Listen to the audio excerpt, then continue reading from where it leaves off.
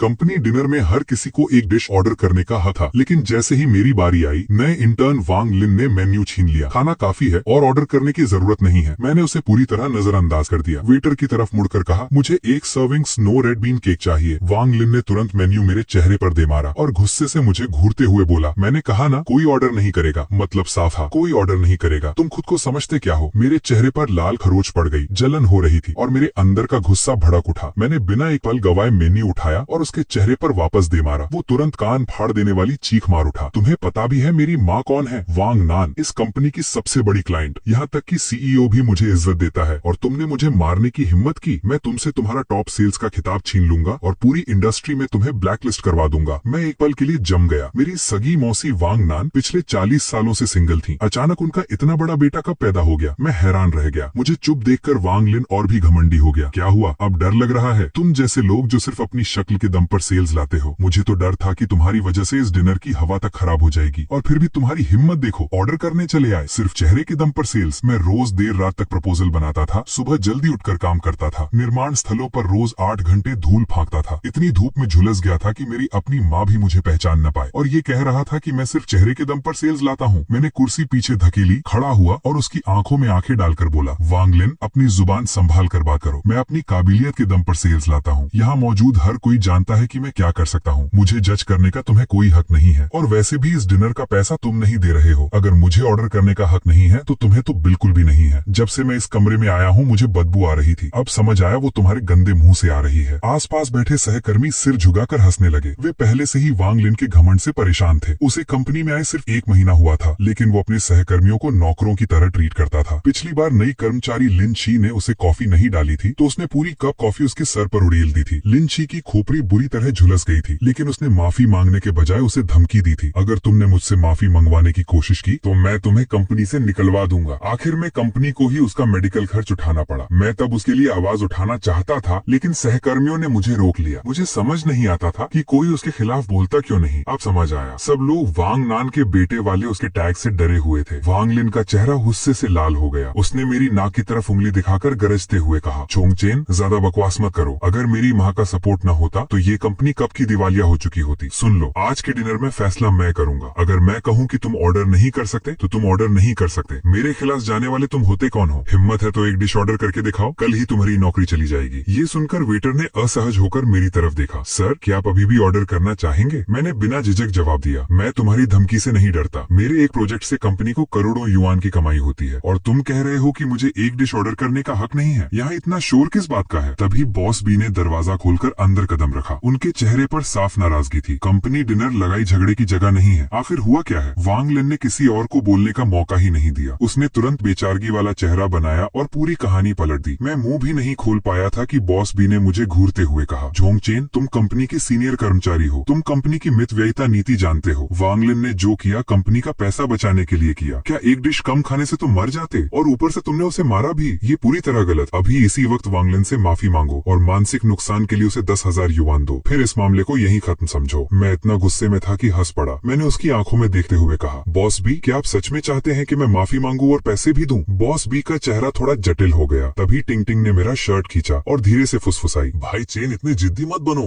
वांग लिन वांग नान का बेटा है, तुम उससे दुश्मनी नहीं ले सकते। तियानहुआ वाले आने वाले कॉन्ट्रैक्ट के लिए बॉस भी उसी पे निर्भर है। मैं हंसी नहीं रोक पाया। वो कहता है कि उसकी माँ वांग नान है और तुम लोगों ने मान भी लिया। टिंग टिंग ने तुरंत अपना फोन निकाला और वांग लिन का सोशल मीडिया प्रोफाइल खोला। ये सच है, पहले दिन खुद प्रेसिडेंट वांग उसे छोड़ने आई थी। फोटो देखते ही मेरा जबड़ा लगभग जमीन पर गिर गया। मेरी खूबसूरत मौसी एक ड्रेस पहनकर सुपर कार के सामने खड़ी थी और सचमुच वांग लिन उनके बगल में खड़ा था। उसने फोटो के नीचे कैप्शन भी लिखा था, माँ, अपनी व्यस्त दिनचर्या से समय निकालकर मुझे इंटर्नशिप के लिए छोड़ने आने के लिए धन्यवाद। मैं आपको निराश नहीं करूंगा। मैंने तुरंत अपनी मौसी को फोन लगाया, लेकिन फोन बंद होने का ऑटोमेटेड मैसेज ही सुनाई दिया। जब वांग लिन ने देखा कि मैं अब भी माफी नहीं मांग रहा हूँ तो उसने जहरीली नजरों से मुझे घूरा। जोंगचेन, तुम्हें इसका पछतावा होगा। मैं इसकी कीमत तुमसे वसूल करूंगा। और अगले ही दिन उसकी कही हुई कीमत समय पर आ पहुंची। कर्मचारी सम्मान समारोह में टॉप सेल्स का खिताब और 5 लाख युआन का बोनस, जो पूरी तरह मेरा था, वांग लिन को दे दिया गया। अवार्ड स्लाइड में मेरा नाम हटाने की जहमत तक नहीं उठाई गई थी। ये खुली लूट ही। मेरे सीने में आग धधक उठी। मैं खड़ा हुआ और जोर से पूछा, इस महीने टॉप सेल्स चुनने का आधार क्या है? मेरे प्रोजेक्ट्स ने कुल 1 अरब युआन से ज्यादा का राजस्व दिया है, कंपनी को करोड़ों युआन का मुनाफा पहुंचाया है। मैंने दूसरे नंबर वाले कर्मचारी को भी 50 लाख युआन के मुनाफे से पीछे छोड़ दिया। दूसरी तरफ वांग लिन ने एक भी डील क्लोज नहीं की। मैं मैनेजमेंट से पूछ रहा हूँ किस आधार पर मेरा टॉप सेल्स अवार्ड वांग लिन को दिया जा रहा है। पूरा हॉल एकदम शांत हो गया। फाइनेंस मैनेजर और सेल्स डायरेक्टर ने एक दूसरे की तरफ देखा, लेकिन दोनों में से कोई कुछ बोलने की हिम्मत नहीं कर पाया। वांग लिन ने मुझे घमंड भरी नजर से देखा। बिल्कुल साफ बात, तुम्हारे प्रोजेक्ट्स ईमानदारी तरीके से नहीं मिले थे। कंपनी तुम्हारे घटिया व्यवहार को बर्दाश्त नहीं कर सकती। तुमसे टॉप सेल्स का खिताब छीनना तो बस शुरुआत है। अगर तुम कंपनी की प्रतिष्ठा खराब करने के लिए ऐसे गंदे हथकंडे इस्तेमाल करते रहे तो अगला कदम तुम्हारा टर्मिनेशन लेटर होगा। मैं गुस्से से कांप रहा। मेरी नजर मंच पर बैठे सभी अधिकारियों पर गई। वही लोग जो रोज मेरी काबिलियत की तारीफ करते थे, जो कहते थे कि मैं कंपनी का सबसे होनहार टैलेंट हूं, अब एक एक करके नजरें चुरा रहे। सब सिर झुकाकर अनजान बने बैठे। मैंने कंपनी के सबसे बड़े अधिकारी बॉस बी जियावे की तरफ देखा। क्या आप भी यही सोचते हैं? सबके सामने सवाल पूछे जाने पर बॉस बी साफ नाराज हो। उन्होंने अधीर होकर भौहें सिकोड़। जोंगचेन, कंपनी के अपने कारण इतनी छोटी बात के लिए सम्मान समारोह खराब मत करो। तुम्हें बड़ी तस्वीर देखनी चाहिए। बड़ी तस्वीर? मेरी आंखें लाल हो गई और आवाज कांपने लगी। क्या यही बड़ी तस्वीर है जिसके बारे में आप बात कर रहे हैं? कि मैंने पूरे साल बिना एक भी छुट्टी लिए काम किया, हर रात आधी रात तक ओवर टाइम किया, अपनी जान लगाकर ये प्रोजेक्ट्स हासिल किए, और अब मेरी सारी उपलब्धियां एक झटके में किसी और को दे दी जाएं, सिर्फ इसलिए क्योंकि उसने मेरे खिलाफ झूठे आरोप लगा दिए। आप मेरे सारे परिश्रम को मिटा रहे हैं। इसमें न्याय कहाँ है? इसमें निष्पक्षता कहाँ है? जिस कर्मचारी ने कंपनी के लिए इतना बड़ा योगदान दिया, उसके साथ ऐसा व्यवहार करते हुए आपको जरा भी शर्म नहीं आती? मेरे सवालों की बौछार से बॉस भी कुछ पल के लिए पूरी तरह निरुत्तर हो गए। वांग लिन को तो जरा भी शर्म नहीं आई। उसने ठुड्डी ऊंची की और तिरस्कार भरी हंसी हंसते हुए कहा, निष्पक्ष था? उसने उपहास से नाक सिकोड़ ली। जोंगचेन, इतने बचकाने मत बनो। इस समाज में जिसके पास ताकत होती है वही तय करता है कि क्या सही है और क्या गलत। तुम्हें न्याय चाहिए तो जाकर कोई अमीर सहारा ढूंढ लो जो तुम्हारे लिए न्याय दिला सके। अफसोस, तुम्हारे पास ऐसा कोई नहीं है। उसने अपने चेहरे पर मौजूद तिरस्कार छिपाने की कोशिश भी नहीं, ठंडी आवाज में बोला। और जहाँ तक मेरी बात है, तियानहुआ ग्रुप की सीईओ वांग नान का बेटा होने की मेरी हैसियत ही तुम्हें इतनी बुरी तरह कुचलने के लिए काफी है कि तुम जिंदगी भर सिर नहीं उठा पाओगे। मैं उसे घूरता रहा। सच कहूँ तो मुझे समझ नहीं आ रहा था कि उसके अंदर इतना आत्मविश्वास आया कहाँ से। एक पल के लिए तो मुझे यह भी शक होने लगा कि कहीं मेरी मौसी ने पूरे परिवार से छिपाकर कोई नाजायज बच्चा तो नहीं पैदा कर लिया। मैंने अचानक कहा, मैंने सुना है कि प्रेसिडेंट वांग अपने एक भतीजे को अपने बेटे जैसा मानती है। सोच रहा हूँ कि हमारे चैंपियन वांग ने उससे कभी मुलाकात की है या नहीं। वांग लिन का चेहरा एक पल के लिए सख्त हो गया, लेकिन अगले ही क्षण उसने मुझे तिरस्कार भरी नजर से देखा। वो मेरा कजन है, बेशक मैं उससे मिला हूँ, बस वो पूरे साल विदेश में रहता है और बहुत कम वापस आता है। यहाँ तक कि मैं भी उससे कम ही मिल पाता हूँ। तुम जैसे नीच आदमी को तो उसके बारे में सपने में भी नहीं सोचना चाहिए। मैंने लंबी ओ निकाल। अच्छा ऐसा है, तो फिर हमारे चैंपियन वांग इतने ऊंचे दर्जे के हैं, फिर किसी और का टॉप सेल्स अवार्ड और बोनस क्यों चुरा रहे हैं? कहीं तुम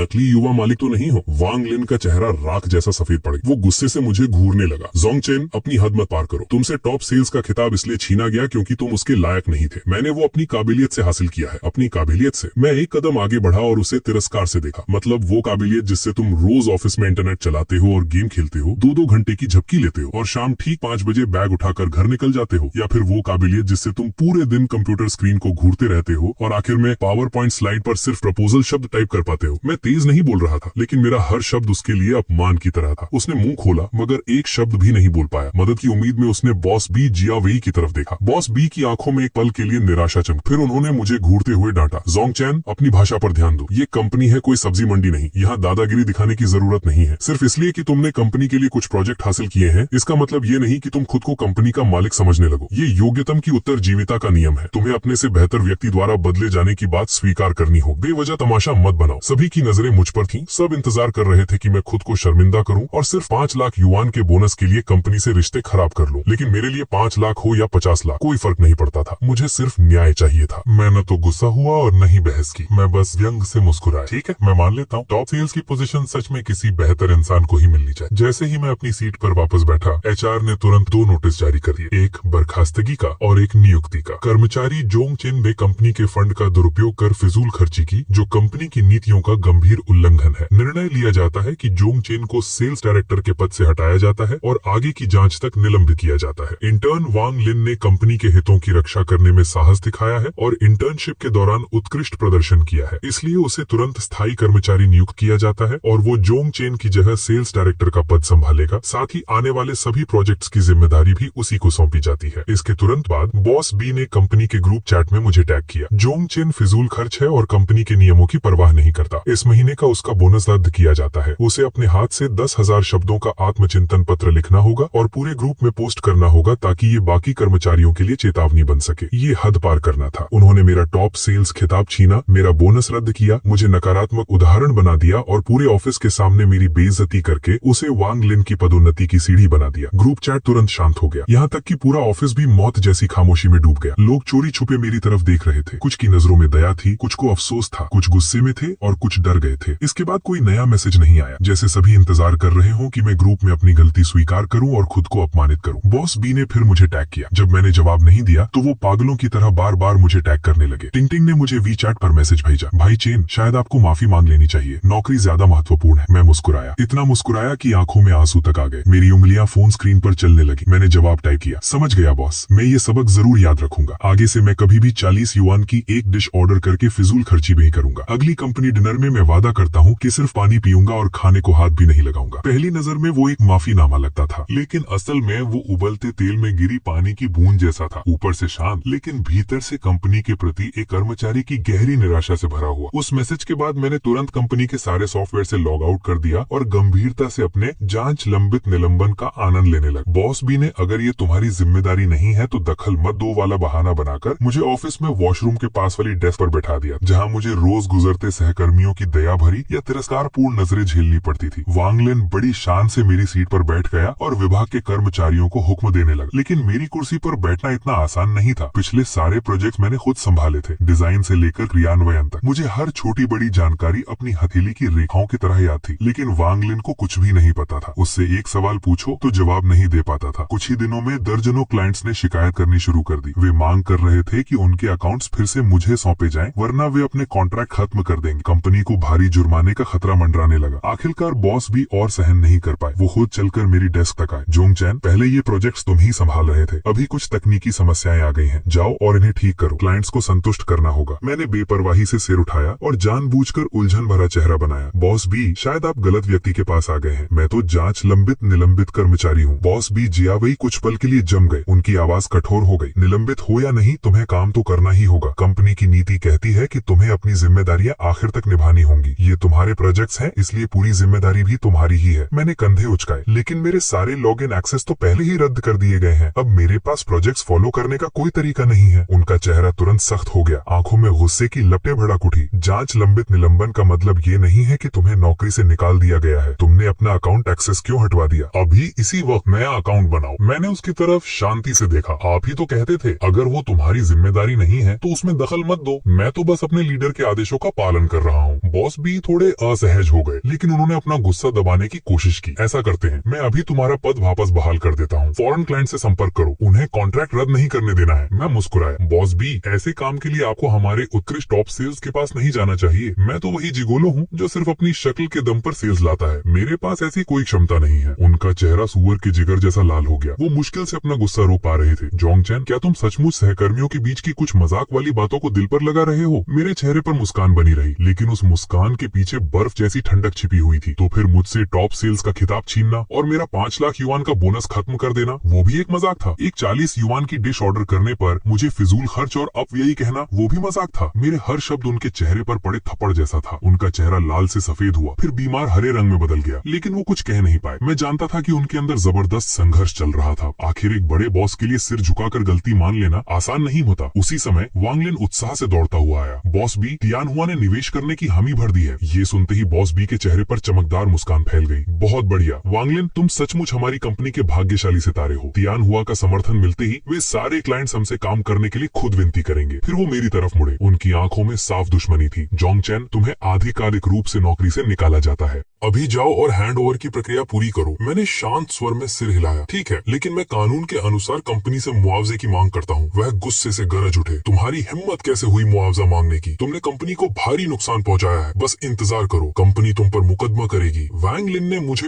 और भी जहरीली नजरों से देखा। जोंगचैन, मैं पूरी इंडस्ट्री में तुम्हें ब्लैक लिस्ट करवा दूंगा। मैंने हल्की ठंडी मुस्कान दी। ठीक है, मैं इंतजार करूंगा। मैंने चुपचाप अपना सामान समेटा और उस कंपनी से बाहर निकल गया जिसे मैंने अपनी जिंदगी का पूरा 1 साल समर्पित कर दिया था। मैंने अपने जुनून, अपनी बुद्धि और अपनी पूरी मेहनत इस कंपनी पर लगा दी थी, बिना किसी रिश्तेदारी या सिफारिश के। सिर्फ अपनी काबिलियत के दम पर कंपनी को आगे बढ़ाया था और बदले में मुझे नौकरी से निकाल दिया गया। मेरा दिल ऐसा लग रहा था जैसे किसी बर्फीली तलवार पर फेंक दिया गया हो, ठंडा और दर्द से भरा हुआ। मेरे सहकर्मी एक एक करके मुझे विदा करने बाहर आए। सबने मुझे सांत्वना देने की कोशिश की। टिंगटिंग की आंखों में आंसू थे। भाई चैन, आप इतने प्रतिभाशाली हैं, जहाँ भी जाएंगे जगह जगह मिल जाएगी। वैंग लिन की बातों को दिल पर मत लीजिए, मुझे यकीन